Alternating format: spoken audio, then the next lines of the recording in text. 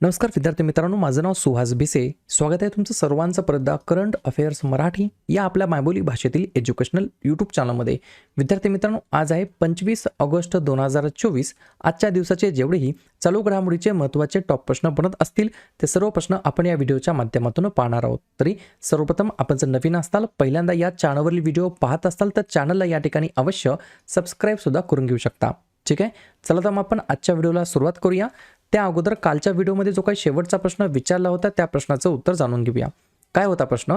भारतामध्ये पहिल्यांदाच किंवा पहिला अंतराळ दिवस, या ठिकाणी राष्ट्रीय अंतराळ दिवस म्हटलं तरी काय हरकत नाही, नॅशनल स्पेस डे असं म्हटलं तरी काय हरकत नाही, तो केव्हा साजरा करण्यात आलेला आहे? तर बऱ्याच विद्यार्थी मित्रांनी अगदी योग्य उत्तर टाईप करून सांगितलं आहे. पर्याय क्रमांक डी, 23 ऑगस्टला आता आपण दरवर्षी या ठिकाणी विद्यार्थी मित्रांनो भारतामध्ये या ठिकाणी अंतराळ दिवस म्हणून आपण साजरा करणार आहोत. क्लिअर? आता पाहूया विद्यार्थी मित्रांनो प्रश्न क्रमांक पहिला. टोटल संपूर्ण व्हिडिओमध्ये 12 प्रश्न असतील. सुरुवातीपासून शेवटपर्यंत व्हिडिओ काळजीपूर्वक पहा. एक एक प्रश्न महत्त्वाचा आहे, तुम्ही कोणत्याही परीक्षेची तयारी करा. प्रश्न क्रमांक पहिला काय म्हणतो? गोल्डन बॉय नीरज चोप्राने लॉसने डायमंड लीग 2024 मध्ये कोणते पदक जिंकलेले आहे? तर आपल्या या ठिकाणी नीरज चोप्राने पर्याय क्रमांक सी, रौप्य पदक या ठिकाणी पटकावलेलं आहे, सिल्वर मेडल या ठिकाणी जिंकलेलं आहे. ठीक आहे, जर तुम्हाला असं विचारलं सिल्वर मेडल म्हणजेच द्वितीय पदक आहे या ठिकाणी जिंकलेलं आहे.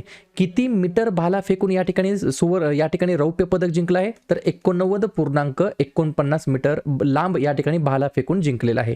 एक नंबरला कोण आहे? Anderson Peters. 90.61 मीटर एवढा लांब या ठिकाणी भाला फेकून सुवर्ण पदक पटकावलेला आहे अँडरसन पीटर्स यांनी, जे की ग्रेनाडा या देशाला बिलॉंग करतात. आणि 3 नंबरला कोण आहेत? ज्युलियन वेबर, जे की जर्मनीचे आहेत. 87.08 मीटर भाला फेकून त्यांनी ब्रॉन्झ मेडल या ठिकाणी पटकावलेलं आहे, कांस्य पदक पटकावलेलं आहे. तर आपल्या नीरज चोप्राजींनी कोणतं पदक जिंकलं आहे? रौप्य पदक. ठीक आहे, नीरज चोप्रा यांच्याबद्दल इंडिव्हिज्युअल काही प्रश्न आजकाल विचारले जात आहेत. जसं की यांचा जन्म आहे या ठिकाणी 24 डिसेंबर 1997चा, पानिपत हरियाणा राज्यातील हे आहेत. डायमंड लीग जिंकणारा भारतातील पहिला खेळाडू आहे नीरज चोप्रा. 2023 मध्ये जे काही टोकियो ऑलिम्पिक झाले त्याच्यामध्ये सुवर्णपदक पटकावलेलं आहे 87.58 मीटर भाला फेकून. 2023 मध्ये जे काही एशियन गेम झाले चीनमध्ये त्याच्यामध्ये सुद्धा सुवर्णपदक पटकावलेलं आहे. आणि 2024 मध्ये जे काही पॅरिस ऑलिम्पिक झालेले आहेत त्याच्यामध्ये रौप्य पदक यांनी पटकावलेलं आहे. याच्यानंतर काही विशिष्ट पुरस्काराने नीरज चोप्रा यांना सन्मानित करण्यात आलं आहे. जसं की अर्जुन पुरस्कार 2018 मध्ये, विशिष्ट सेवा पदक 2020 मध्ये, मेजर ध्यानचंद खेलरत्न पुरस्कार 2021 मध्ये, परम विशिष्ट सेवा पदक 2022 मध्ये, पद्मश्री 2022 मध्ये. आणि अजून एक गोष्ट लक्षात ठेवायची आहे, राष्ट्रीय भाला दिवस आपण दरवर्षी या ठिकाणी 7 ऑगस्टला साजरा करणार आहोत. पाहूया पुढचा प्रश्न. प्रश्न क्रमांक दुसरा.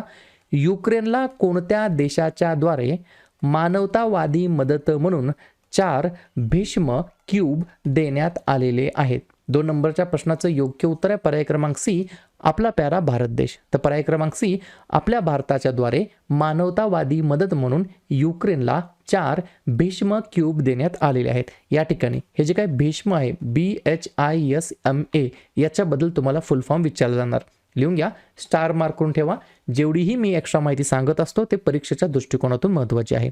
भीष्मचा फुल फॉर्म लिहून घ्या, भारत हेल्थ इनिशिएटिव्ह फॉर सहयोग हित अँड मैत्री. ठीक आहे, Bhishma cube compact portable medical units आहेत जी आणीबाणीच्या परिस्थितीमध्ये प्रथम श्रेणीची काळजी प्रदान करण्यासाठी डिझाईन करण्यात आलेले आहेत.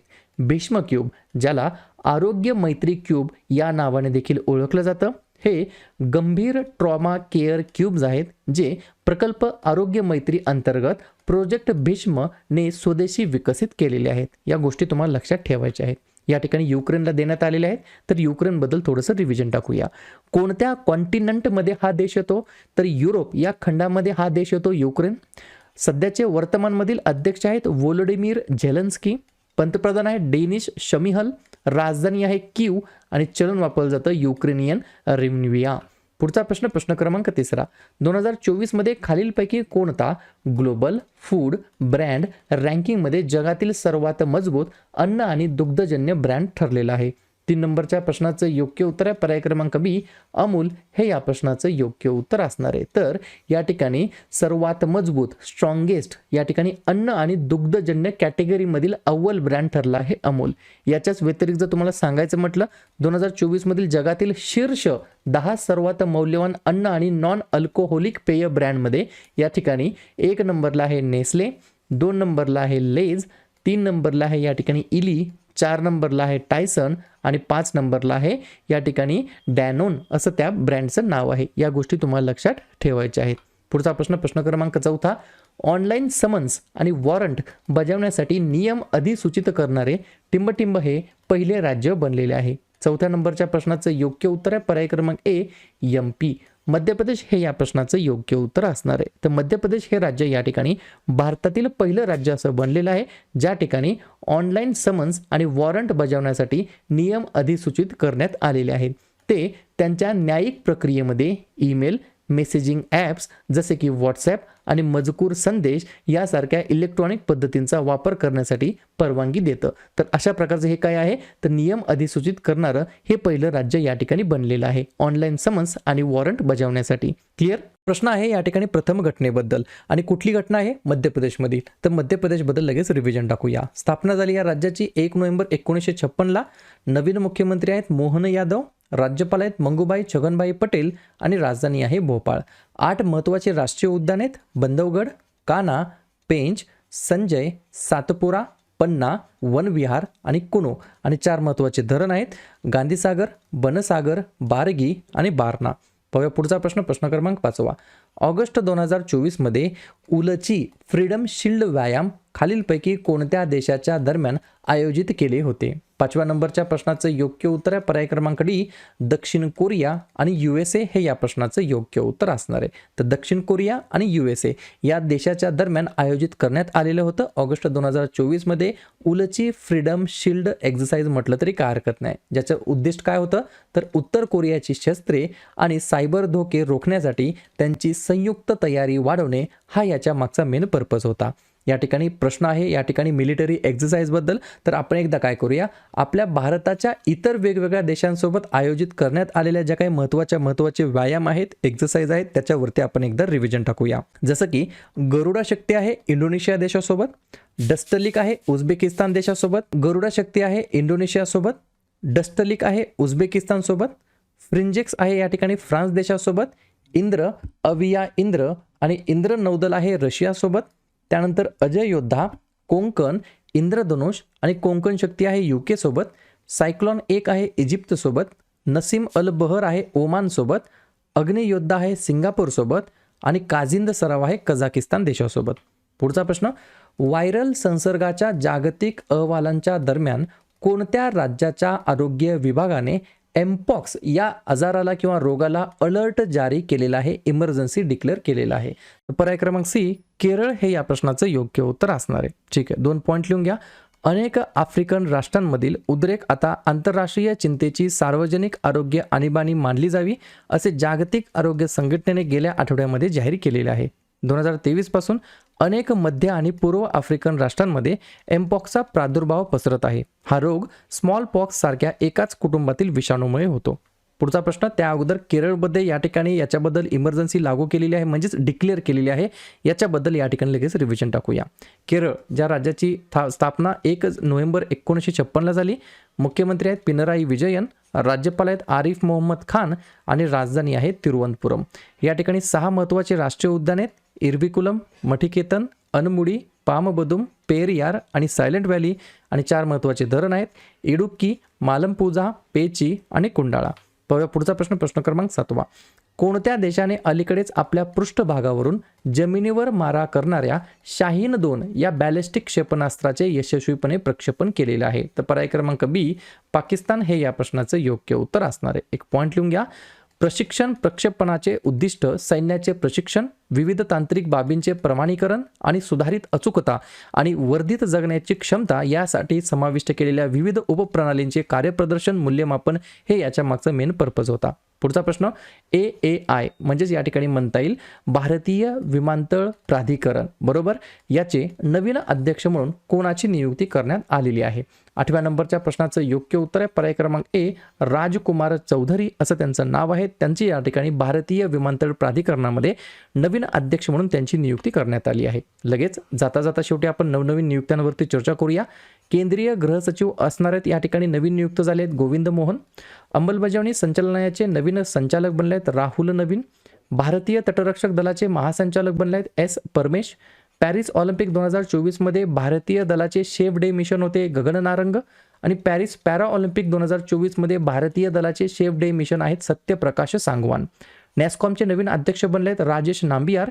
ICCचे पुढील अध्यक्ष असणार आहेत जय शाह 2 डिसेंबर 2024 पासून.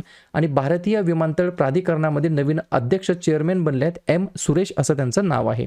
पुढचा प्रश्न, केंद्रीय मंत्री डॉक्टर वीरेंद्र कुमार यांनी 17व्या दिव्य कला मेळ्याचे उद्घाटन कुठे केलेले आहे? तर पर्याय क्रमांक डी, रायपूर या ठिकाणी. विद्यार्थी मित्रांनो, केंद्रीय मंत्री डॉक्टर वीरेंद्र कुमार यांनी 17व्या क्रमांकाच्या दिव्य कला मेळ्याचे उद्घाटन केलेले आहे. पुढचा प्रश्न, अंडर-17 कुस्ती वर्ल्ड चॅम्पियनशिपमध्ये रोहन दहियाने कोणते पदक जिंकलेले आहे? 10व्या नंबरच्या प्रश्नाचं योग्य उत्तर आहे पर्याय क्रमांक सी, कांस्य पदक जिंकलेलं आहे, ब्रॉन्झ मेडल जिंकलेलं आहे. 2-3 प्रकारचे प्रश्न विचारले जाऊ शकतात. पहिला प्रश्न, कोणत्या कॅटेगरीमध्ये हा खेळाडू खेळतो? तर अंडर-17. कोणत्या खेळाडूने या ठिकाणी हे जे काही कांस्य पदक जिंकलेलं आहे तर रोनक दहिया या खेळाडूचं नाव आहे. आणि रोनक दहिया हा कोणत्या खेळाशी संबंधित आहे? तर रेसलिंग म्हणजेच कुस्ती या खेळाशी संबंधित आहे. असं फिरून फिरून प्रश्न विचारले जाऊ शकतात. पुढचा प्रश्न, बांगलादेश क्रिकेट बोर्डाचे नवीन अध्यक्ष म्हणून कोणाची नियुक्ती करण्यात आलेली आहे? तर पर्याय क्रमांक बी, फारुख अहमद असं त्यांचं नाव आहे. बांगलादेश क्रिकेट बोर्डाचे ते नवीन चेअरमॅन असणार आहेत. शेवटचा प्रश्न, खेलो इंडियाची अस्मिता योगासन लीग कोणत्या राज्यामध्ये सुरू होणार आहे? तर पर्याय क्रमांक ए, बिहार राज्याच्या अंतर्गत या ठिकाणी विद्यार्थी मित्रांनो खेलो इंडियाची अस्मिता योगासन लीग या ठिकाणी सुरू होणार आहे. पर्याय क्रमांक ए, बिहार हे या प्रश्नाचं योग्य उत्तर असणार आहे. क्लिअर? तर अशा प्रकारे विद्यार्थी मित्रांनो हे होते आजचे 12 प्रश्न. उपक्रम कंटेंट हा जो काही प्रयत्न आम्ही सुरू केला आहे मराठी भाषेमध्ये कसा वाटतो अवश्य कमेंट करत चला. आणि या ठिकाणी तुमच्यासाठीचा आजचा खास प्रश्न, दरवर्षी कोणाच्या जयंतीनिमित्त सद्भावना दिवस म्हणून साजरा केला जात असतो? अटल बिहारी वाजपेयी, राजीव गांधी, महात्मा गांधी की वल्लभभाई पटेल? तर ज्या पण विद्यार्थ्यांनी या प्रश्नाचं योग्य उत्तर येत असेल त्या प्रश्नाचं उत्तर तुम्ही कमेंट बॉक्समध्ये टाईप करण्याचा प्रयत्न करा. प्रश्नाचं उत्तर चुकू द्या, बरोबर येऊ द्या, काहीच हरकत नाही. ट्राय करणं, प्रयत्न करणं हे सर्वात जास्त महत्त्वाचं आहे. आणि दुसऱ्या दिवशी येऊन आपण दिलेल्या प्रश्नाचं उत्तर हे बरोबर आले की चुकलं हे दुसऱ्या दिवशी येऊन चेक करणं, तपासणं हे देखील तितकंच जास्ती महत्त्वाचं सुद्धा ठरणार आहे. लगेच आपण काय करूया, ऑगस्ट महिन्यातील जेवढेही महत्त्वाचे दिवस आहेत त्याच्यावरती आपण चर्चा करूया. लिहून घ्या. 1 ऑगस्ट भरपूर महत्त्वाचे दिवस आहेत. राष्ट्रीय पर्वतारोहण दिवस, लोकमान्य टिळक पुण्यतिथी, अण्णाभाऊ साठे जयंती, वर्ल्ड वाईड वेब डे आणि जागतिक फुफ्फुसाचा कर्करोग दिवस. 1 ऑगस्ट ते 7 ऑगस्ट दरम्यान जागतिक स्तनपान सप्ताह. 6 ऑगस्ट हिरोशिमा दिवस. 7 ऑगस्ट राष्ट्रीय हातमाग दिवस आणि भालाफेक दिवस. 8 ऑगस्ट भारत छोडो आंदोलन दिवस. 9 ऑगस्ट जागतिक आदिवासी दिवस आणि नागासाकी दिवस. 10 ऑगस्ट जागतिक सिंह दिवस आणि जागतिक जैव इंधन दिवस. 12 ऑगस्ट आंतरराष्ट्रीय युवा दिवस आणि जागतिक हत्ती दिवस. 13 ऑगस्ट जागतिक अवयवदान दिवस. 15 ऑगस्ट 2024 ला आपण 78वा स्वातंत्र्य दिवस साजरा करीत आहोत आपल्या प्यारा भारताचा. 19 ऑगस्ट जागतिक छायाचित्रण दिवस आणि जागतिक मानवतावादी दिवस. 20 ऑगस्ट भारतीय अक्षय ऊर्जा दिवस. 26 ऑगस्ट महिला समानता दिवस आणि 29 ऑगस्ट राष्ट्रीय क्रीडा दिवस. क्लिअर?